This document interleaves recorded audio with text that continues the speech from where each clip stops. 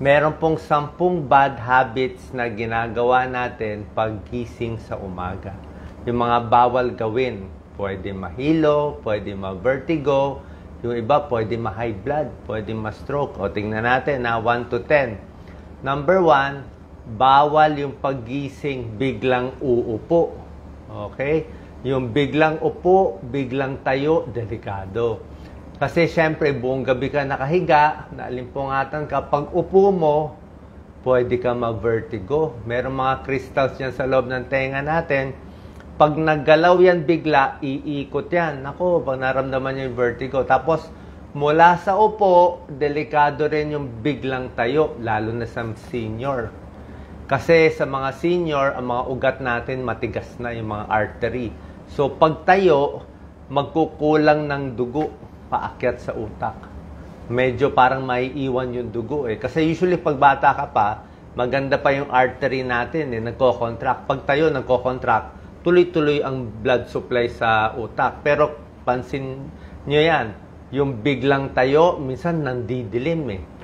So, magdidilim, pwede bumagsak ang blood pressure, delikado. So, ang tip natin, do not sit up immediately, do not stand immediately, dahan-dahan lang. Upo muna 1 minute, sipa-sipa paa, okay, bago tatayo. Dahan-dahan ang galaw. Yan ang pinaka-secret natin.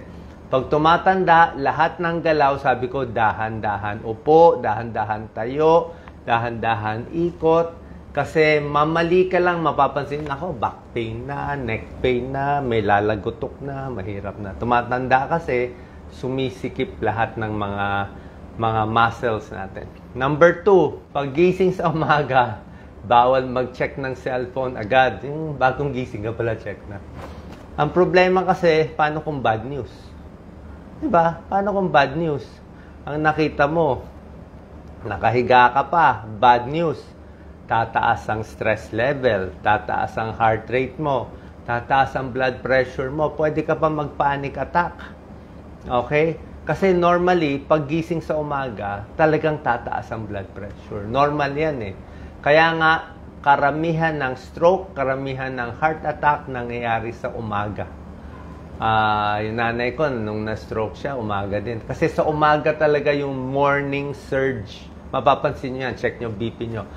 Sa umaga, pagising 6 a.m. hanggang 9 a.m., yan ang pinakamataas na blood pressure usually. Kasi ang daming gagawin, ang daming stress. Tapos, nag-check ka pa agad ng phone mo, hindi maganda yon ha? Relax. Upo muna, pag nakadahan-dahan na, tsaka mo na i-check. Number 3, hindi umiinom ng tubig sa umaga. Naku, bad habit yan. Kasi makita mo, yung unang ihi mo sa umaga, di ba, sobrang dilaw. Mapanghi, madilaw. Kasi nga, buong gabi, dehydrated ka. Kulang ka sa tubig. Pag kulang ka sa tubig, lalo na sa umaga, pwede magka-urinary tract infection, pwede magka-kidney stones, yung mga toxin sa dugo, hindi maaalis. Tsaka pag maraming tubig, good for heart and brain circulation. Sabi ko, gano'ng karaming tubig? Isang araw, mga 8 hanggang 10 basong tubig or pwedeng fluid in a day. Hindi naman kailangan talaga tubig yung 8 baso. Pwede 6 na baso yung tubig, 2 baso yung juice, o isang kape, isang juice, o yung isang baso, baka isang tasa ng sabaw, o tubig na rin yun. 8 to 10 glasses. Sa umaga, usually, dapat 1 baso, 2 baso agad. Kailangan natin yan para maalis yung mga dumi sa buong gabi. Number 4, paggising sa umaga, trabaho agad. Yan ang masama. Okay? Too much work. Yung talaga nagmamadali sa umaga. Bakit? Tulad ng sabi ko, 5 a.m. to 8 a.m., 9 a.m., mataas ang risk ng stroke. So, pwede ka ma-stroke, ma-high blood sa umaga. Number 5, hindi nag-aalmusal. Yan ang bad habit, di ba? Pasok na sa trabaho, nagda-diet ko, no? Ayaw mag-almusal. Alam naman natin, breakfast is the most important meal of the day, di ba? Yung mga nagbe-breakfast sa umaga, mas maganda performance sa school, mas maganda performance sa trabaho. Actually, nakakapayat nga daw yung breakfast. Kasi nga, pag di ka nag-breakfast, pagdating ng 11 o'clock tanghali, sobra kang gutom. Pag sobra kang gutom sa tanghali, doon ka mapapakain ng sobrang dami. Yung kinain mo nung tanghali, parang dinoble mo na, parang nag-breakfast ka na, nagtanghalian ka pa. Number 6, bad habit is nag-breakfast nga, pero unhealthy naman yung breakfast. Baka donut lang na breakfast, o kape lang. O hilig natin, kape, pandesal. Pwede na naman kape at pandesal, kaya lang carbohydrates and sugar lang yun eh. Kape mo, sugar. O pandesal mo, sugar pa rin. So, wala kang protina. Mas maganda sana kung may itlog, may protein, may isda, may gulay. Sabi nga, di ba, breakfast is the most important meal of the day. Pag maayos ang breakfast mo sa umaga, lalo na sa mga bata, mataas ang grade sa school. Mas nakakasagot, hindi kumukulo ang tiyan. Pati yung mga workers, mas nakakatrabaho. Number 7, very important. Stretching in the morning. Ang bad habit, ayaw mag-stretch, di ba? Pag bata ka pa, hindi ka mag-stretch, okay na siguro, walang problema. Pero pag matanda ka na, naku, sa umaga, kailangan i-stretch mo yung kamay mo. Ako, kailangan nagaganyan-ganyan tayo. Naku, sa likod, low back, di ba? Itong mga shoulders, sikip yan buong gabi. Yung stiff neck buong gabi. Ito, stiff neck yan, no? So, marami ka talagang ini-stretch sa leeg, sa paa, sa likod, yung mga tinuturo ko sa inyo stretch. Pero tulad na sabi ko, dahan-dahan. Kasi pag binigla mo, baka ma-sprain, baka masobrahan. Hindi na kaya gawin usually yung nagagawa dati. Kung dati kaya mo mag-squat, ngayon hirap na tayo mag-squat. Diba? Magtalongko. Dati kaya mo magbuhat, ngayon hindi na kaya magbuhat. Kasi nga, humihina ang muscle pag tumatanda, dumadami yung taba, humihina ang puso, humihina ang kidney, pati yung balance humihina. Mas hilo-hilo tayo pag tumatanda. Kasi nga yung balance hindi na rin maganda. Tsaka yung mata, di ba? Yung paningin, lumalabo na rin. So, lahat yan, kailangan natin kasi malinaw ang mata for balance eh. Pati mata lumalabo, kaya nawawala din yung balance. Stretching in the morning, good for circulation. Neck pain, back pain, leg cramps. Yan, iwas tayo.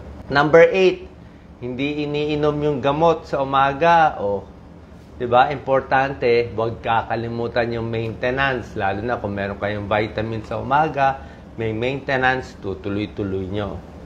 Number 9, bad habit. Hindi naghihilamos. Hindi nagtutoothbrush. Syempre, kailangan maghilamos, mag-toothbrush. Pimples, infection, wrinkles, toothbrush, bad breath, tooth decay, di ba? So, kailangan yan. Hygiene yan. Number 10, bad habit, tulog ng tulog. Ayaw na gumising, di ba? Meron po kasi tayong circadian rhythm yung katawan natin. Yung katawan natin, alam niya kailan gigising, alam niya kailan matutulog. Pag may araw na, automatic yan para tayong mga manok Pag may araw na arawan yung mata, bababa na yung melatonin levels. Ibig sabihin, gising ka na. Gigising ka na. Tapos sa umaga din, tataas na yung cortisol natin. Automatic yan. Tataas ang stress level sa umaga, tataas ang BP, mas gising ka na, lalo na pag nagpa-araw ka, mas alert ka talaga. Oras na dumilim na, nawala na yung araw, madilim na, wala nang araw sa mata, wala nang ilaw, dyan tataas na yung melatonin. Mga 8 o'clock, 9 o'clock, tataas na yung pampaantok natin, aantokin ka na. So, sinusunod natin. Kaya pag binago nyo, yung mahirap sa mga night shift, o yung trabaho sa gabi, o yung tulog ng tulog sa umaga, nagugulo yung rhythm. Pag nagulo yung rhythm, hindi maganda sa katawan. Okay? Other tips, syempre dapat magdasal, mag-meditate sa umaga, deep breathing. Sabi nila, pag positibo ka sa umaga, pag happy ka sa morning, happy ka sa buong araw, lalo na sa mga senior. Syempre senior, marami depressed di ba? Pag happy ka sa umaga, positibo ka sa unang nakita mo, mabait na tao, happy ka na buong araw. Unang nakita mo sa Facebook, nag-social media ka, nakita mo yung kaaway mo, o kinaiinggitan mo, buong araw mo sira na. Okay? Kaya uunahin mo talaga. count your blessings, kung ano man blessings, wag magkumpara sa iba. Kaya nga, start the day right. Okay? Saan po nakatulong to, itong mga bad habits sa pagising sa umaga? Basically kasi po talaga, pag tumatanda tayo, marami na talagang nanghihina sa katawan. Baga sa baso, parang baso. Pag may edad na, medyo may basag na konti. May lamat na. So, dapat dahan-dahan, ingatan natin yung mga galaw. Just in case, nagpulot tayo ng yumuko masyado, na sprain, konti lang ang damage. Let's say na tapilok tayo, kung nagdadahan-dahan tayo, at least hindi agad malala kasi dinahan-dahan mo. So sa lahat ng, kahit sa pagkain, 'di ba? Pag matanda na, dahan-dahan, mahirap na lumunok. 'Di ba? Dry mouth na 'yan 'di ba? Madalas na mabulunan. Kaya nga yung mga pag-upo, pagtayo, start slowly. Pag nakaarangkada ka na sa hapon, okay ka na. Tsaka ka na maglakad-lakad, tsaka ka na mag-exercise. Walking is the best exercise. So, simpleng tip lang, pero makakaiwas tayo sa maraming sakit at stroke at iba pa. Share po natin sa ating kababayan, kahit senior o hindi pa senior. God bless po.